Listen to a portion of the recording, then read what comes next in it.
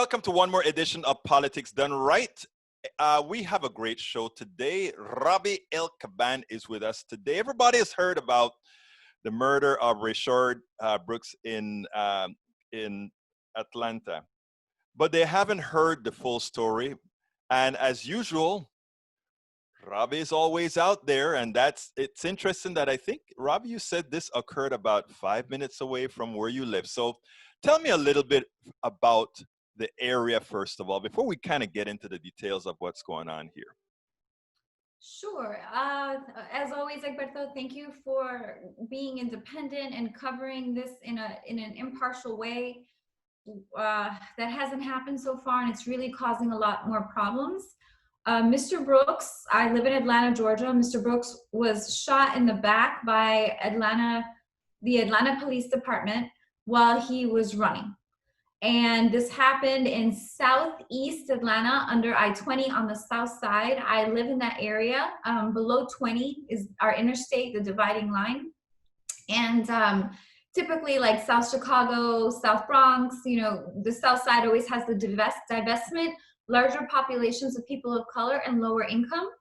And due to the city's growth and really the East Coast and the West Coast becoming unaffordable, people have been moving to Atlanta via our airport, since we have a global international airport, a hub, and our values are increasing and our residents are getting displaced, specifically in the South Side where there's more opportunity because it's less expensive due to the divestment.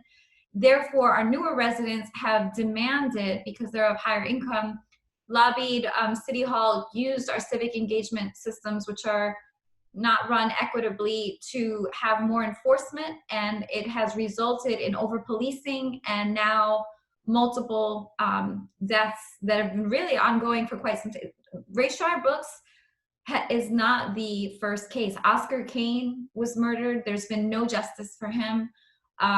We could name off a ton of names. A lot of people feel like it's being handled, Rayshard's case is being handled the way it is because of political, just the spotlight on Atlanta and our mayor, who may be a Joe Biden VP contender. Now, you know what is so interesting is before we further get into this, there's a video that you made yesterday that really made me call you right away. And that is, many times the stories aren't told. Stories that aren't told correctly by reporters, they have other reasons for telling the story in a particular way in which they do it. And you actually got a chance to talk to one of the reporters covering the story. So what I want to do here is I want to play that, let folks hear that confrontation, and then we'll take it on the other side. What? It just seems like your media is always kind of slanted. It does. Yeah. I mean, did you cover that they had produce and water and showers and shelters? Well, I've never covered any of this, so my news coverage can't be slanted. So you're here for the after. So you didn't cover when it was positive. You're just here now that it's negative? Do you understand how media works? I mean, it doesn't, because I'm here now, because I wasn't here then, it means that something's wrong? Well, it does sound slanted. Like it's because you didn't cover the first part, because so you're only covering the second part. I was covering something else. So now the people who are covering this, they're on vacation or something, and so now I have to come. No, I'm just asking. You said I'm slanted because I didn't cover the whole thing. Well, I follow you. I follow you a lot, and I see people who are very elite, very wealthy, who are demanding enforcement tag you a lot. No, I see people. I didn't say you. I have no idea how wealthy you are. But I see people who are very elite, very wealthy, with influence tagging you all the time. Yeah. And then I see sometimes when you post, the narrative is, it doesn't seem balanced. Like your station covered when they were delivering or providing free produce and barbecuing and positivity and music and info sessions that happen. What station are you with? I'm at Channel 2.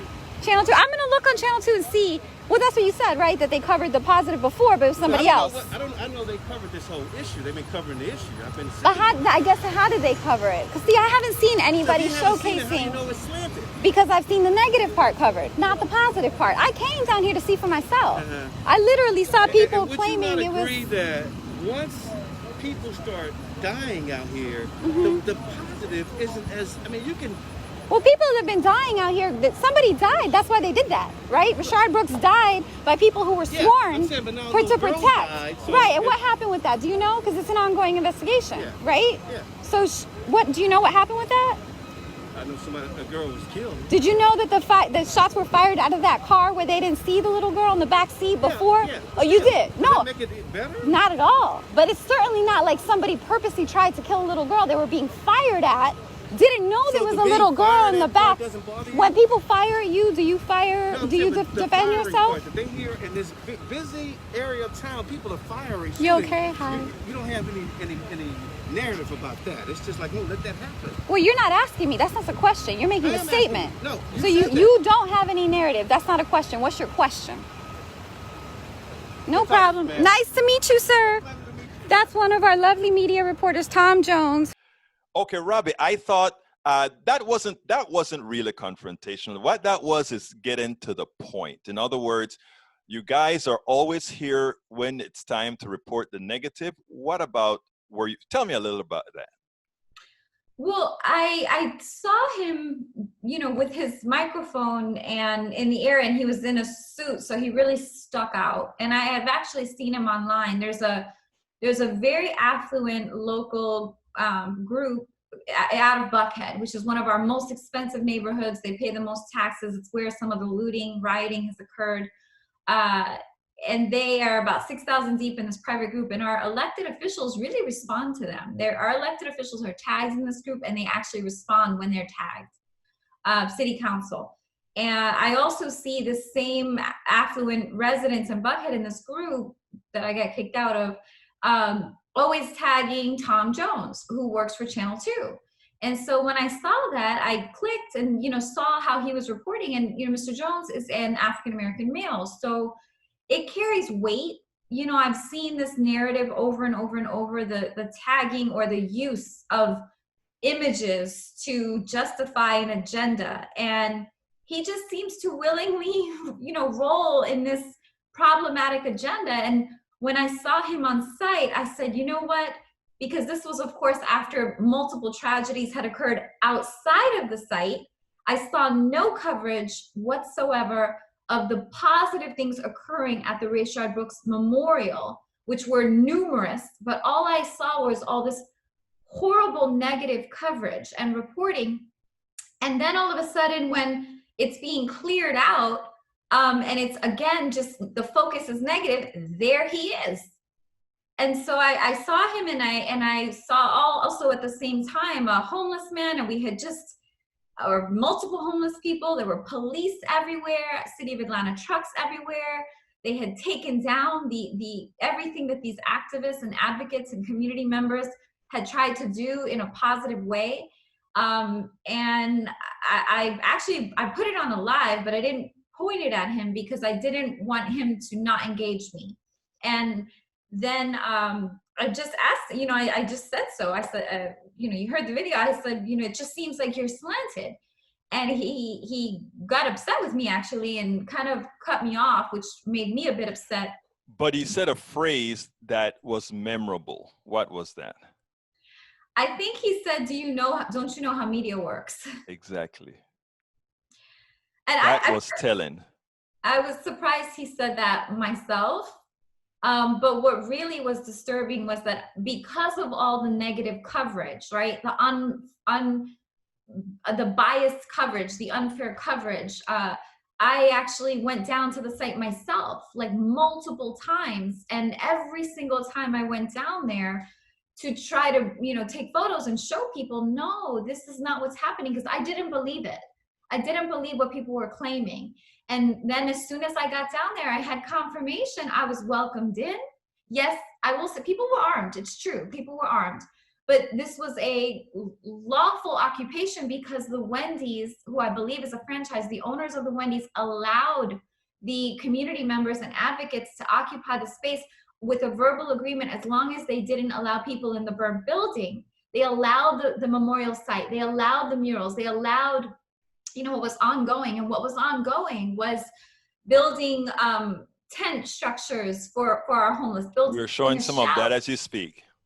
building a community garden, passing out healthy food, greens, water, music, books. People were presenting on people's rights and how to organize and advocate. People were playing cards.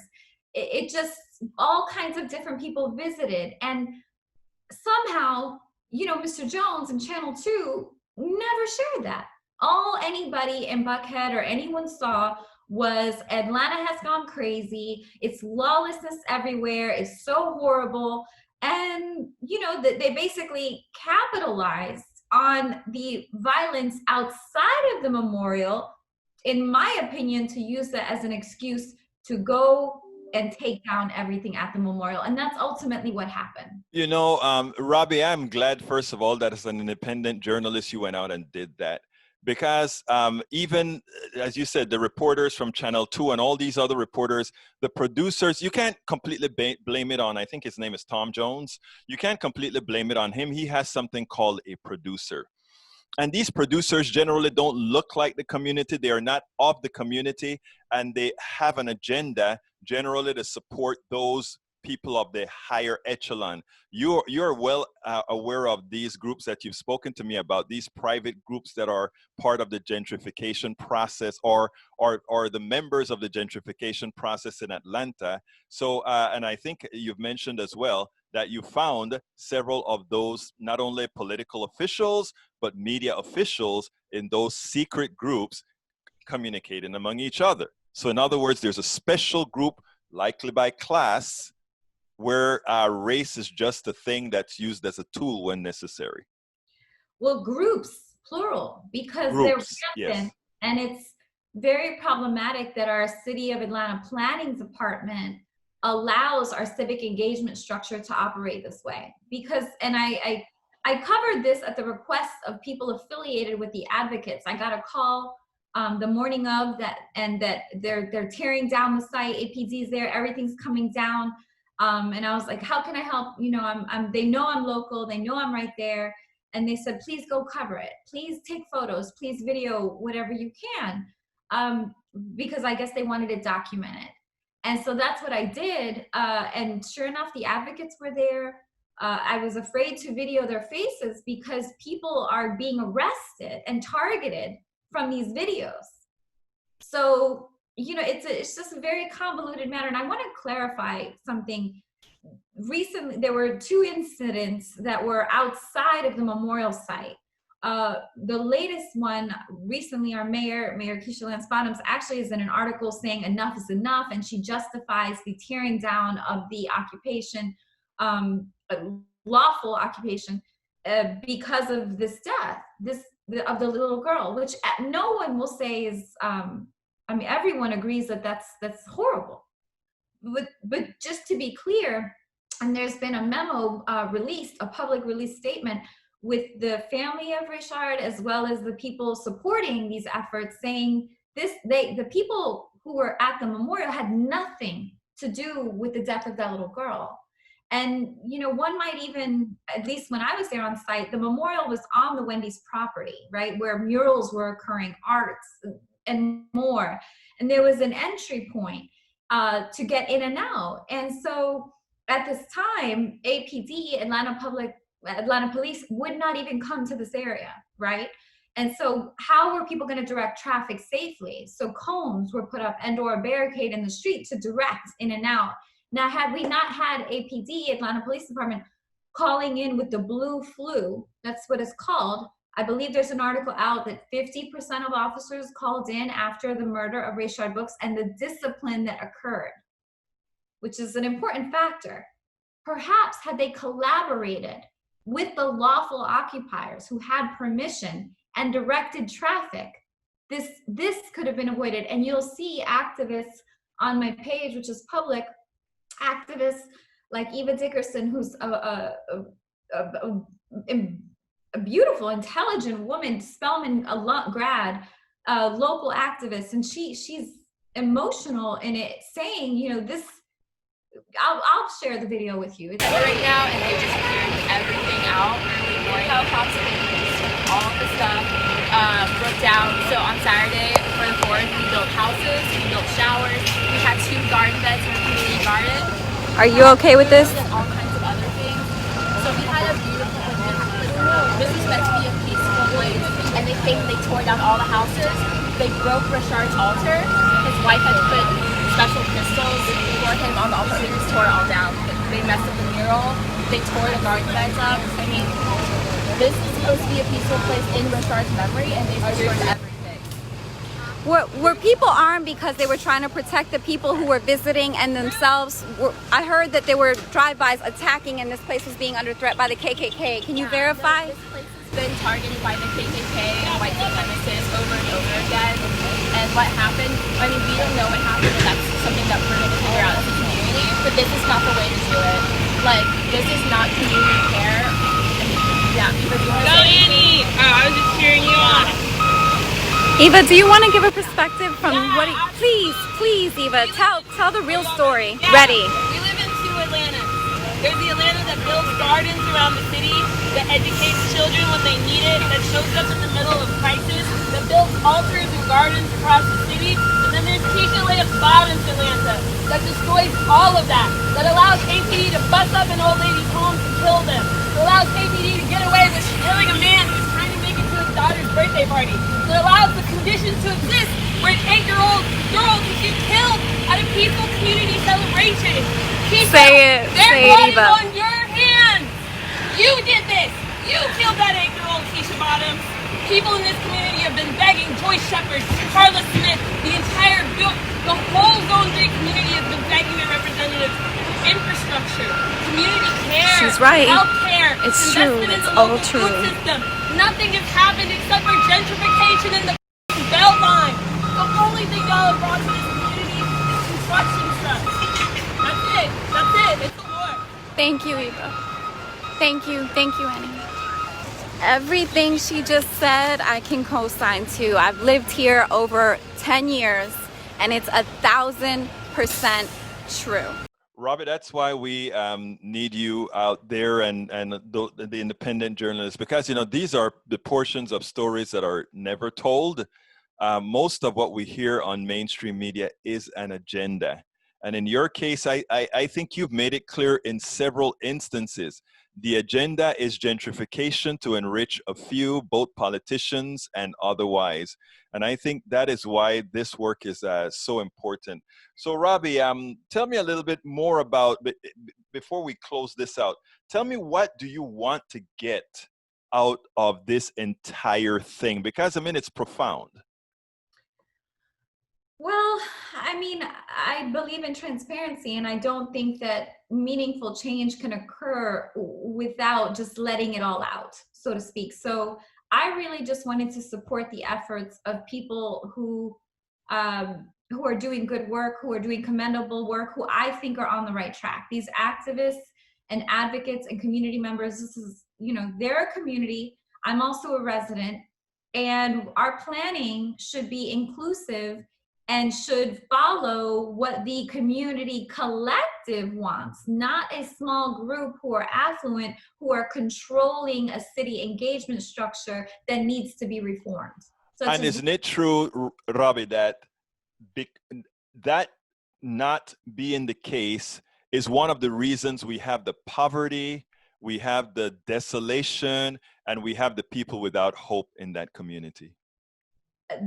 1,000%, Egberto. I have no doubt in my mind. I'm so glad you brought that up, because there is a direct correlation to the lack of economic development, the lack of resources, the lack of holistic economic development, the lack of resources to local legacy residents, and the quality of life that people are having to deal with, right? And there's an irony and a hypocrisy and a heartbreak, because the local long-term residents of Southwest Atlanta who qualify as low income are actually the residents who afforded the federal funding that created the Atlanta Beltline, that the Beltline was built off of.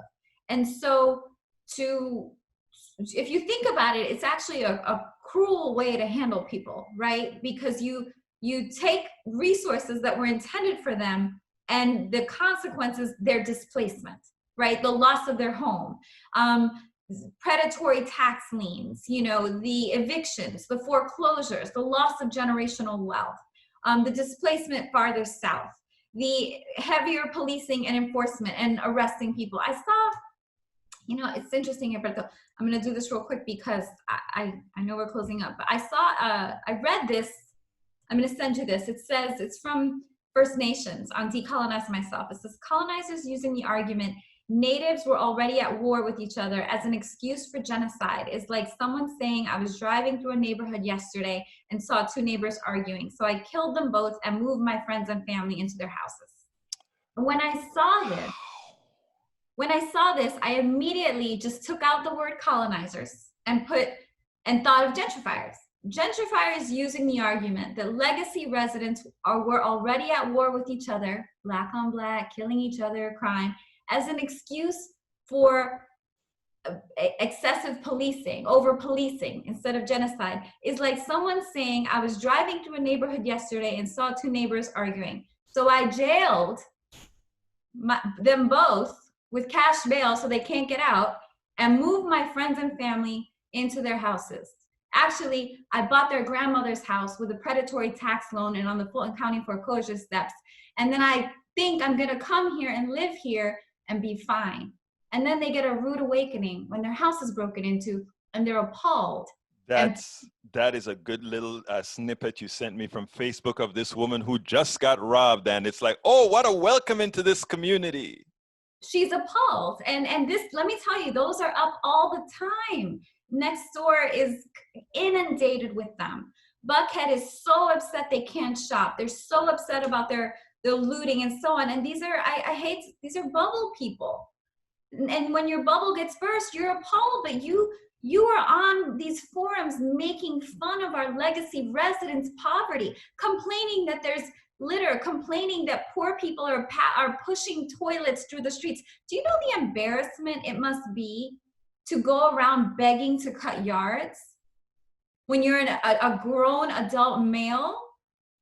You know, and instead we've been harassing our water boys. They call them the water boys. They sell water on the expressways because of the lack of resources. And instead we complain about their litter. They're aggressive. Like, can we not build them a stand? Can we not put a trash can out there? Like, is that too much? Robby, that like I said, that is the reason why we need the independent journalists, because you've looked at a problem that the other journalists look at the problem and say, why are they doing this? You're looking at them, you're looking at the same problem and saying, what has society done? What has our structure done to allow or create what we see here now? Robby, give me a closing statement. I don't know that I answered you. You asked what I want to see happen. I definitely want the whole needs of the community met. I will say that this is solvable. You know, the community has stepped up. There's an upcoming event with community movement builders. I believe it's on the 11th in the afternoon. I'm going to put up that flyer. I'll post it here too. Thank you. It's a march for Rayshard Brooks, and I'm sure there are going to be multiple organizations, and people want to see community resource centers. I would love to see like a whole satellite collection of them. And I know that the sustainability of the Southwest side and the South side and our quadrant is possible, alleviating crime, alleviating higher taxes on some of the other parts of the city that are subsidizing us by the development of a major barren parkway called Metropolitan Parkway. We can create large-scale job creation, a component of affordable housing, and a transit hub to sustain the South Side. We've been advocating to Mayor Bottoms for over 6 months. She promised a meeting. We're trying to give it to her, and now I heard she has COVID, so I'm not even sure what will happen. Robby Caban, not your average agent, independent journalist, and activist. Thank you so kindly for having been here, and thank you for what you go out there and do over and over again, many times at your own peril. Muchas gracias. I'm Egberto Willies, host of Politics Done Right, an independent news program. I post several news videos of interest every day. I ask you so kindly to subscribe to my channel, and please leave me some comments. Thank you very much.